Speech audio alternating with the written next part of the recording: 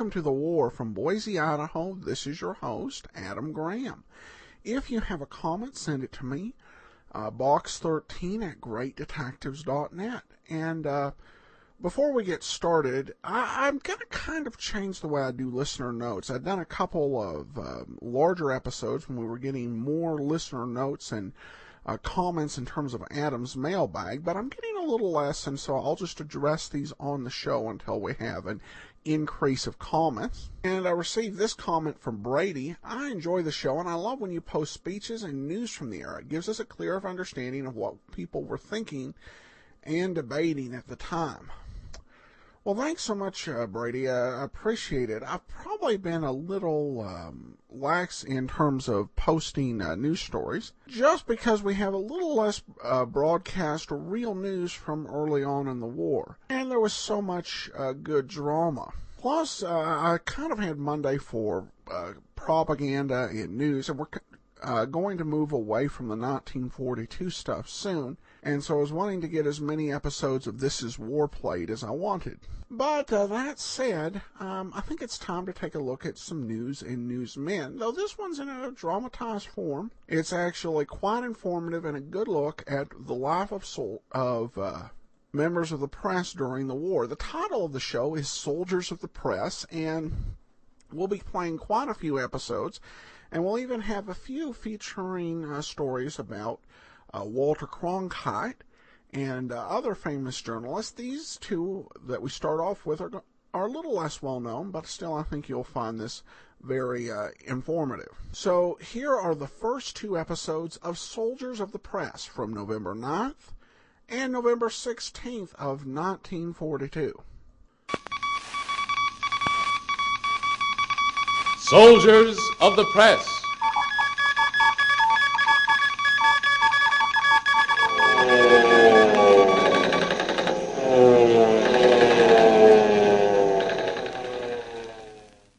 Shoulder to shoulder with the men on the fighting fronts of the world go the correspondents of the United Press.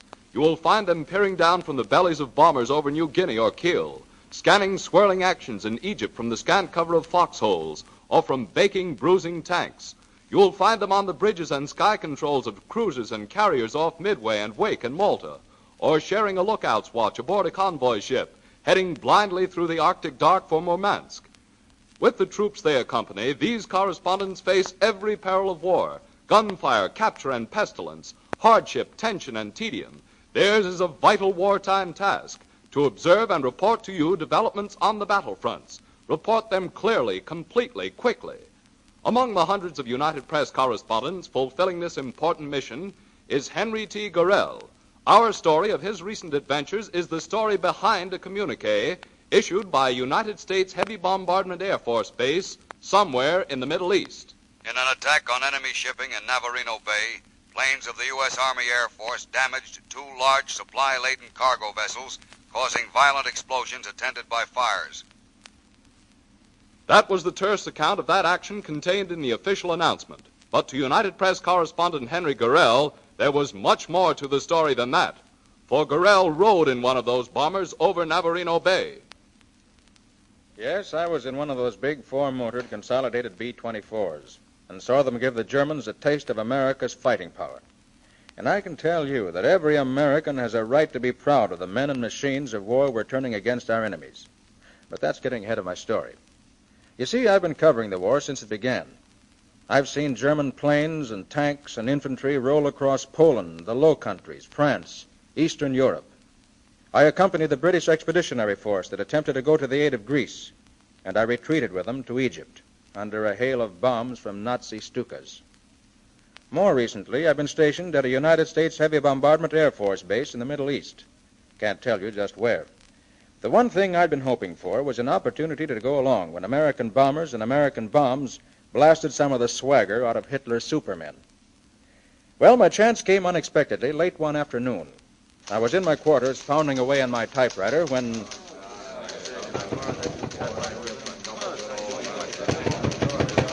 Okay, come in.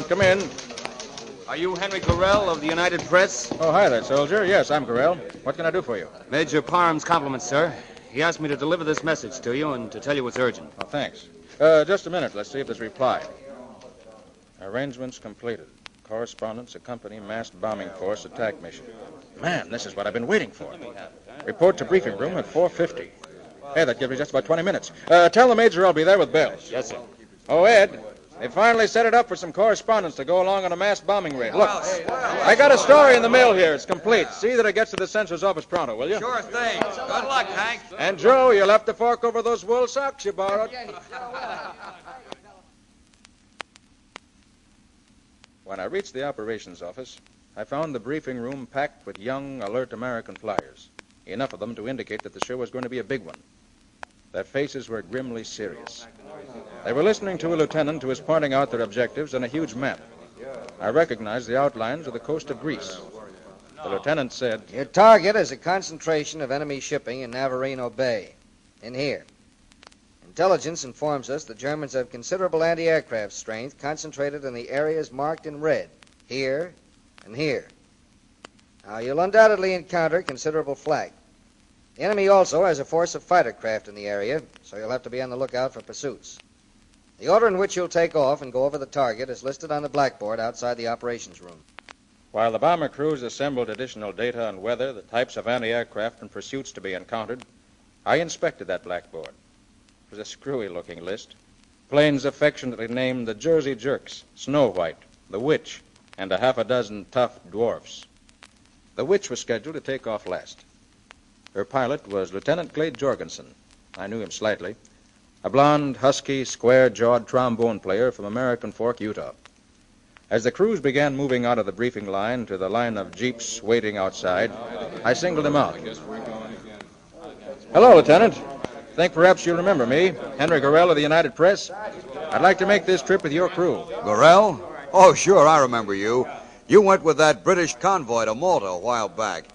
So you want to go over with me, eh? Right.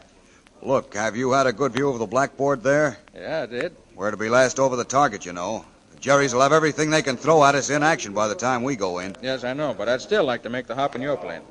May be a bit more dangerous, but it's a cinch to provide the best view of the show. Like that, huh? Like that. Okay, I suppose you know your business. You'll fly with the Witch, then. Swell. Well, you may as well come along with me and get acquainted with the rest of the crew. I meet them, 9 in all. Every man trained in teamwork like members of a champion football squad. There's Norman Frost, the former Miami bellboy, third gunner on our B-24. Second Lieutenant Peter L. Vlahakis of Newark, New Jersey, our navigator. Co-pilot Lieutenant Robert T. Goldberg of Blooming Prairie, Minnesota. Bombardier Second Lieutenant Henry M. Spanger of Mount Airy, North Carolina. Staff Sergeant Joseph T. Byrne from La Crosse, Wisconsin, our radio operator and a gunner. Tail gunner Staff Sergeant Donald S. Allen of New York. Marvin Breeding, armored gunner from Dallas, Texas, and Technical Sergeant Joseph E. Farmer of St. Charles, Virginia. We pile into the waiting jeeps, which jolt us out to where the big bombers are moored at dispersal points around the field. I spot the Witch, looking anything but warlike in her coat of salmon pink camouflage. Her name is lettered boldly in her sides. Ground crews already have her motors turning over. I can feel a tightening sensation in my throat and stomach. I'm handed a cumbersome, heavy flying suit, life jacket, parachute, and oxygen mask, and we're about ready to take off. Duchess, the little dog mascot of the Jersey Jerks, is going to have to stay behind. She's done a lot of flying since they found her in Lakeland, Florida, but there are no oxygen masks for dogs. It's our turn now, and we scramble aboard.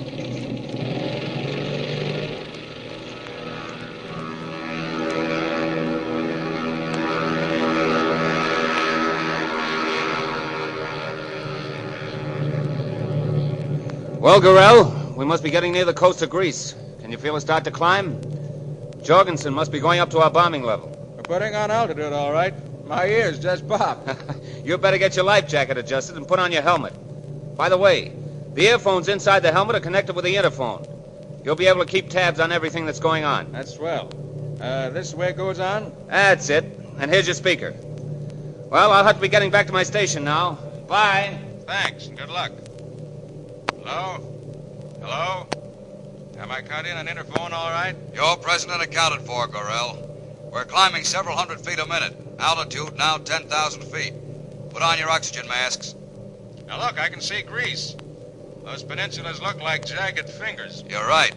Gunners, Better fire a few practice bursts. We're getting in close. Okay, top, sir. Tail 2, sir. All set here. Look sharp below and to our right, Gorrell. Those pencil stubs are the German ships. There goes the flak. See those white puffballs ahead? It won't be long now. Kane to Jorgensen. Pursuit's approaching. I say them, sir. 3 of them in our starboard quarter. Now we've lost them. The Jersey Jerk's having a go at them. Get set, men. Snow White has dropped her bombs. We're going in now. Navigator to Bombardier. Target coming up. Shall I open the doors to the bomb bay? Okay, Pete. Open them. Your ship, Hank, and make 'em count. We'll be on target in about 70 seconds. Level her off. Steady now. 3 points starboard. Hold her steady. There. Bombs away. They're right on the target. Boy, look at those explosions. There come a couple of pursuits, coming up from about 15,000 feet. Let 'em have it, boys. We're losing altitude. I'll try and shake 'em. Here comes another one on our tail. For God's sakes, open fire. I got him, sir. You got 'em, Frost? You got that plane? Yes, sir, I'm sure I did. Yes, there he goes now. He's on fire. I've been hit, sir. You hurt bad, Frost? Yes, sir, I'm afraid I am. I'm bleeding pretty bad. But I got him, sir. Fine business. Hold tight. I'll come back as soon as I can and help you. May as well chuck your oxygen masks. Our oxygen tank's been hit. The pursuits have given up now, sir. Good, good. We're heading for home. This is Gorrell. I'll go back and give Frost a hand. I make my way back to the gunner's turret. I have to take off my parachute harness, life jacket, and sheepskin coat to negotiate the narrow catwalk in the bomb bay. It's Frost, our second gunner, who's been hit. Our waist gunner already is bending over him. Together we unlace his shoe, cut his trouser leg, and rip off his sock. It's a knee wound. We apply a tourniquet. My fingers are numb with cold. We're still at high altitude. My first aid kit's flaked with frost, and the iodine swab's so frozen I have to breathe on it to thaw it out. After we've made the second gunner comfortable, Breeding, the waist gunner, turns to me and says, Would you mind looking at my leg, sir? I think I've been hit, too. I take a quick look at it. He has a flesh wound in his ankle, but he's kept quiet until we're sure the second gunner's all right. The sun's been setting as we work, and I suddenly look out to realize that it's dark. It's a reassuring feeling. Jorgensen's trying to get up speed. He tells us 2 superchargers have been shot away. The automatic steering gear is out. The self-sealing gas tank's been hit, and an aileron's been knocked off. Engineer thinks we also may have a flat tire. From where I sit, I count 25 cannon and bullet holes inside the plane. The crew adds up its score. We got another German plane in addition to the ship down by Frost. Technical Sergeant Farmer turns up. He's been hit by shrapnel, but luckily suffered only a scratch under his right eye. Everyone begins to relax. Jorgensen tells us we're getting close to our base. Everybody smiles. Our radio is barking out into the dark. Wounded aboard. Have medical aid ready. Wounded aboard. Have medical aid ready. Searchlights finally catch us. We flash the recognition signal, and the gun batteries below hold their fire. Our wheels touch ground. Everyone is tense. But our tire isn't flat after all. A welcome feeling. An ambulance is on hand. Doctors look at Frost's knee and say he'll be all right soon. I'm back with the story of the first mass bombing raid by American planes, on which American correspondents were permitted to accompany our planes. Everyone is tired. Everyone's glad to be back. And everyone has work to do. The crew pile into jeeps to return to operations headquarters to make out their reports. Mentally, I start putting the lead for my story into shape. Yes, the official communique said merely, in an attack on enemy shipping in Navareno Bay, planes of the U.S. Army Air Force damaged 2 large supply-laden cargo vessels, causing violent explosions attended by fires. But to correspondent Henry T. Gorrell, it was the story of the heroism of a former bellboy from Miami who kept firing in spite of a severe wound until the attacking German pursuit plunged earthward. A story of American-built planes that took all the Nazis could give and came home safely. By braving enemy gunfire, By accompanying our troops, our ships, and our planes into battle at the risk of their lives and freedom, Gorrell and other correspondents of the United Press enable American radio listeners and newspaper readers to know the facts, the truth of important war actions clearly, completely, quickly. They bring you the stories behind the headlines. So listen for United Press News on the air. Look for it in your local newspaper. It is your guarantee of the world's best coverage of the world's biggest news.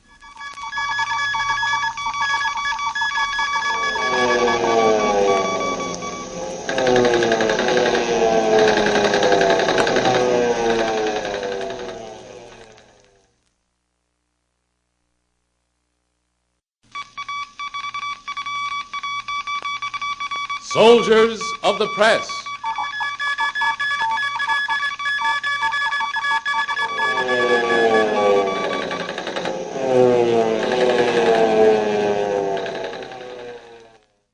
He has been on raids with Marine Colonel Merriday Edson. He has been shelled by destroyers, cruisers, and submarines. He has endured with the rest of us our daily bombing raids. He has lived a Marine's life under jungle conditions. Robert C. Miller is a good Marine. That is a Marine's tribute to a newspaper man. They are the words of Major General Alexander A. Vandergrift, commander of U.S. Marine forces at Guadalcanal. Robert C. Miller, soldier of the press, is a United Press war correspondent accredited to the United States Pacific Fleet. Disregarding all personal risks, Miller accompanied American forces which launched the first great Allied offensive in the Pacific.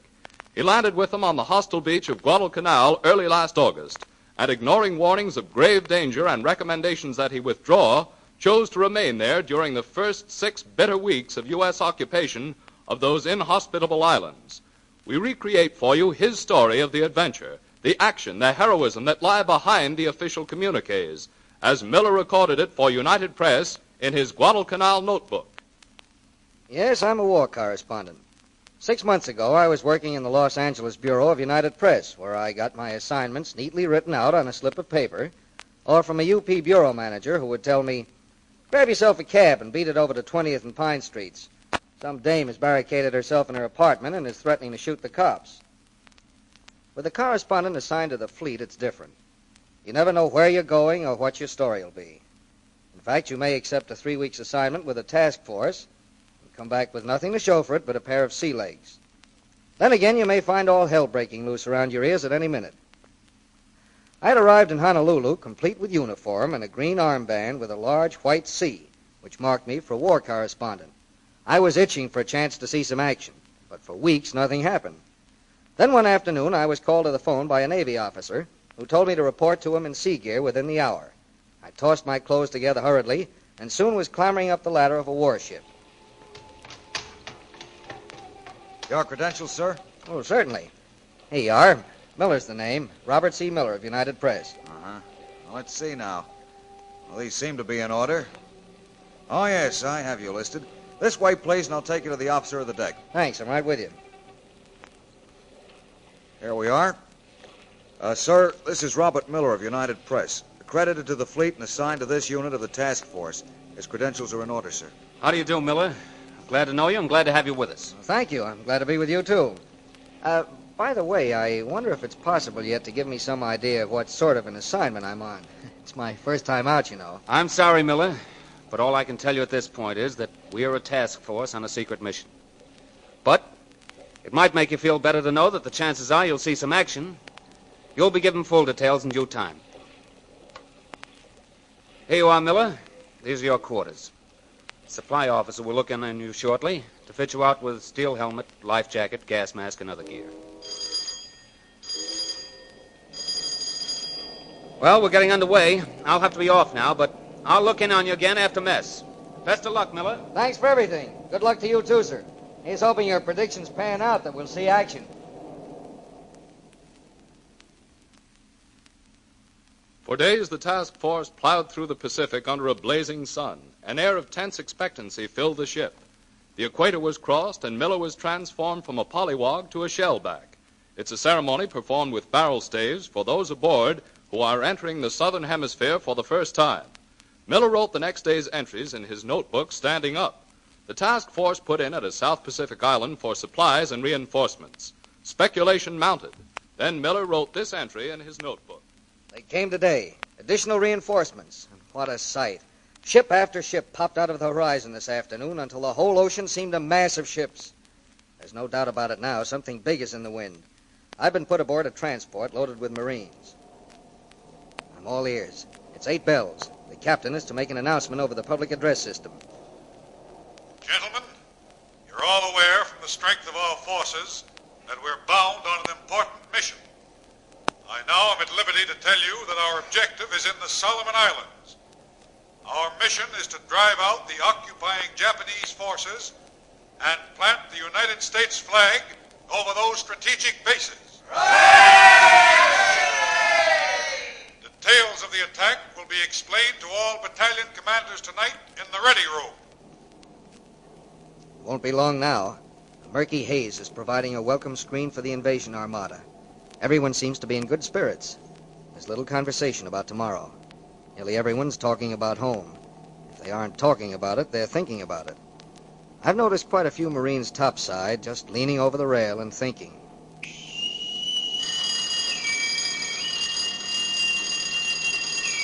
General quarters sounds at 4 a.m. Hell of an hour to go to war. We have steak, potatoes, and eggs for breakfast. I notice everyone is feeding himself forcibly, but everyone fills up. The next meal may be a long time coming. All officers are decked out in green, indistinguishable from a private's uniform, and all insignia of rank have been hidden. I understand the Japs give 10 extra points for shooting an officer. Well, I'm putting my green armband in my pocket. Who knows, they may give 15 points extra for bagging a correspondent. I join a group of Marine officers on the signal deck. Hello, Miller. Have a nice breakfast? Yeah, just swell. I couldn't taste anything, but I can tell there's something in my stomach. Butterflies, maybe, or possibly my heart. Well, don't worry. You're not the only one with the jitters. It's this waiting that gets you. You'll be all right when the shooting starts. Yeah, this is all going off too smoothly to suit me. I hope it doesn't turn out to be a trap. Say, I can make out a dark outline off there to the right. That's right. That's our objective, Guadalcanal. Hey, look up ahead there. A light. Yeah, it's the signal from the ship ahead for us to anchor. The unbelievable has happened. We're in, and the Japs haven't spotted us. Hey, what's that? Oh, relax. That's one of our own planes catapulting into the air. Brother, there's going to be another blitz like Pearl Harbor, but this time the Japs will be on the receiving end. There's the curtain raiser. The show's on. Man, look at those explosions on the beach. There go our boats and tank lighters over the side. Let's go, man. 2 loaded. Cut her away. Over the side. Listen to those leathernecks whooping up. Okay, Miller, it's no concert. Down the rope ladder and into the boat with you. Me? Okay, I'm right with you. This business of loading reminds me of the subways. You pack them in, slam the door, and ready for the next one, huh? The landing boats circle the ships, waiting for the 0 hour, while our barrage mounts to even greater fury. Finally, the bombardment lets up, and the first boats race shoreward. I watch through glasses as the first of them hit the beach and the tiny figures race inland. I notice that the ones that fall get up and run on, a reassuring indication that possibly there's not much enemy resistance. Now it's our turn. The bow of the landing boat rises high as the coxswain guns her wide open and aims for the palm-studded beach. We catch sight of a signal indicating landing successful. I'm poised in the bow of the boat, surveying landing possibilities when we run aground. Someone gives me a shove, and I land waist-deep in the surf. There's a precarious split second as I waver between a landing and a dunking. With a magnificent recovery, I manage to stumble up to the beach and dive for the nearest thicket. Good lesson for a newspaperman in that first landing. Never get in the bow of a landing boat. It puts you in the embarrassing position of leading the charge up the beach, totally unarmed. August 8th. Night has settled down over the rugged islands for the second time since the Marines set foot on its soil. Nerves are taut. Japanese warships are reported moving in on Guadalcanal. Everyone knows the Japs are going to attack. The convoy rides at anchor in Lunga Bay, spewing out its troops and supplies for the Solomons invasion. 20 miles away, the little American and Australian fleet stands guard. Night falls, black, sudden, tropical night. A Japanese plane drones overhead, and the dark is cut through with flares. Miller watches from Guadalcanal Beach. In his own words, In the cold, drizzling rain, I stand and watch the grand and terrible night battle between United States and Australian warships and a Japanese fleet. Almost at the instant the flares spread their cold glare across the black of the sea, mushrooms of yellow flame belch out of the west. Seconds later, the first rumble of the cannonading reaches the beach where the Marines and I stand silently, watching the warships pour their tons of steel at each other. Searchlights run their long white fingers through the night. We stand awestruck. Suddenly, an Australian cruiser, the Canberra, bursts into flame with a roar of explosions that drowns out the guns. Other explosions follow from other ships. We can't tell whose. There is a tremendous roar from the eastern end of the strait, and someone shouts that the Astoria and Vincennes, American cruisers, are afire. They're going to their deaths at full speed, straight into the face of the enemy. Minutes seem like hours. Finally, the gunfire dwindles, stops. The flares sizzle out in the sea. The battle is over, and the most important convoy, possibly, that the United States ever sent out has been saved. The Japanese have been beaten, and the Marines are on Guadalcanal. Next day, Miller established what he described as the first United Press Bureau on Guadalcanal, an assortment of crates and boxes of captured Japanese foodstuffs, which were moved into headquarters tent. Of his handiwork, Miller said, "It's not much to look at, but it does give support to your correspondent's typewriter and backsides." Later that afternoon, Miller and Sherman Montrose, a photographer for Acme News Pictures, accepted an opportunity to accompany a patrol into the jungle. Hey, Miller, that patrol's moving on ahead. Come on, let's get a move on. Oh, that's the trouble with you photographers, Monty. You've no curiosity. You want somebody to strike a pose for you so you can click your shutter and move on. Well, what do you see that's so interesting? I don't see anything here that'll enable you to burn up the cables. Look, off left there. Huh? That looks like a couple of abandoned Jap tents. Come on, let's go over. Ah, nuts. I got a camera full of pictures of Jap tents. Here's a Jap machine gun. Looks like somebody left in a hurry. Say, Monty, there's a dead Jap in this tent. Hey, Monty, he ain't dead. That Jap is alive. Hey, Lieutenant. Hey, you guys with the guns. We got a live Jap prisoner here. Well, that's the way Montrose and I managed to capture the first Jap prisoner taken on Guadalcanal Island, amply reinforced by a company of Marines. I have to admit it scared me out of 10 years' growth. But before Francis McCarthy arrived at Guadalcanal to relieve me 6 weeks later, that experience seemed tame. I managed to be shot at, and fortunately missed, by just about every weapon the Japanese possess, with the possible exception of 1 or 2 experimental jobs that they hadn't brought down to the Guadalcanal proving ground. Included were all types of naval craft, 75-millimeter artillery, machine guns, both light and heavy, mortars, also light and heavy. Then there were bombs, in sizes ranging from 1,000-pounders to the 250-pound so-called grass cutters. But my personal nomination for the height of human misery is to lie in the jungle, wringing wet, in a tropical downpour, while snipers' bullets whine past your head or plop themselves in the trees near you. You get the feeling that those .25 caliber rifle bullets have been cast in Japan for you individually and are being delivered personally by a little fella high in the timber above, behind, or beside you. You never do find out just where the hell he is. Yes, in the words of Major General Alexander A. Vandergrift, Robert C. Miller is a good Marine. And Robert C. Miller is likewise a good reporter, conscientious, accurate, true to the finest traditions of American journalism.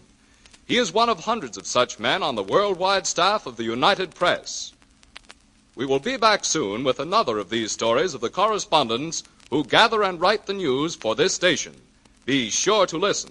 And meanwhile, remember to listen for United Press news on the air. Look for it in your favorite newspaper.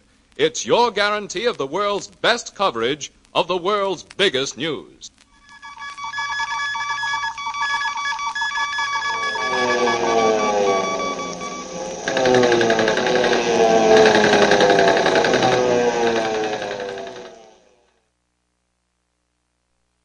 Welcome back.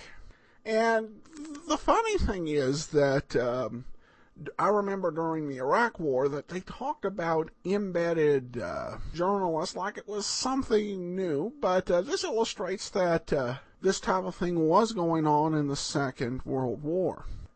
And I particularly like the kind of wry humor that was used by the reporter in the second episode. That made it really interesting and a great look at his personality and style as well as how he reported. That will do it for today. If you have a comment, email me, box13@greatdetectives.net. I welcome your story or that of loved ones who served during World War II. Ken Curlin provides our opening theme music, kencurlin.com. I am your host, Adam Graham. This series is provided as a service of the Great Detectives of Old Time Radio, greatdetectives.net.